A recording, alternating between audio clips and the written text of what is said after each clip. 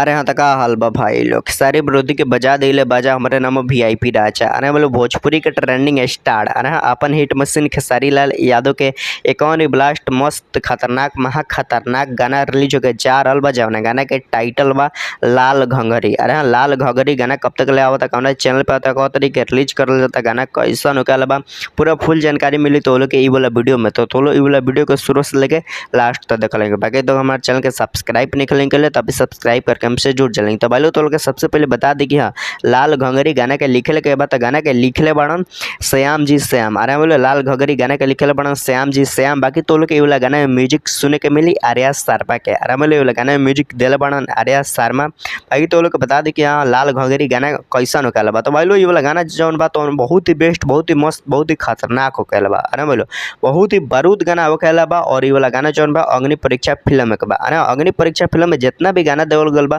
पूरा ही जबरदस्त मस्त खतरनाक महा खतरनाक खतरनाक गाना देवल गल बा अग्नि परीक्षा मूवी में। तो ये वाला भी गाना में तो लोग कोनो डाउट मत रखे लगिन। लाल घंघरी भी गाना बहुत ही बेस्ट, बहुत ही मस्त हुई। और अहिरान जौन गाना रखा ना बोलो अग्नि परीक्षा मूवी में के जौन अहिरान गाना रखा तो भी बहुत ही बेस्ट, बहुत ही मस्त गाना रखा, पूरा मजा गल सुने में। और ये भी गाना बहुत ही जबरदस्त बा, बहुत ही मस्त बा। बाकी तो लोग बता दी कि हाँ, लाल घंघरी गाना के कौना चैनल पर रिलीज कर ले गाना जौन बा तो सुन म्यूजिक यूट्यूब चैनल पर रिलीज हो गया। मतलब सुन म्यूजिक यूट्यूब चैनल पर रिलीज हो गाना।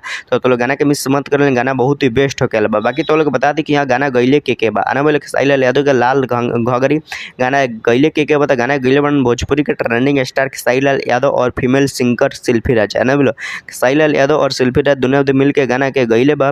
बाकी तो लोग के वाला गाना में वीडियो में देखे के मिले आकांक्षा पुरी। आना बोले खेसारी यादव और आकांक्षा पुरी के साथ वाला गाना के वीडियो शूट करल गल बा। जब गाना के टाइटल बा लाल घंघरी। भाई गाना बहुत ही बेस्ट, बहुत ही मस्त, बहुत ही झकास बा। तो लोग गाना के मिस मत करें, गाना बहुत ही जबरदस्त होकेला बा। बाकी तो लोग बता दी कि हाँ, लाल घंघरी गाना के रिलीज कब तक ले कर तो गाना जौन बा तो 3 तारीख के रिलीज हुई। आना बोलो यही 3 तारीख के खेसारी यादव गाना रिलीज हुई लाल घंघरी। और गाना के ये सबसे पहले टीजर आई 2 तारीख। आना बोलो 2 तारीख के टीजर आई और 3 तारीख गाना रिलीज कर दे सूर्य म्यूजिक के यूट्यूब चैनल पे। तो लोग गाना के मिस मत करिए, लेकिन गाना बहुत ही बेस्ट, बहुत ही मस्त, बहुत ही झकास बा। खेसारी यादव के अग्नि परीक्षा फिल्म के गाना होकेला बा। गाना ये बहुत ही जबरदस्त तरीके से गाना के बनावल गल बा। बाकी तो लोग यहाँ तक वीडियो देखे खातिर बहुत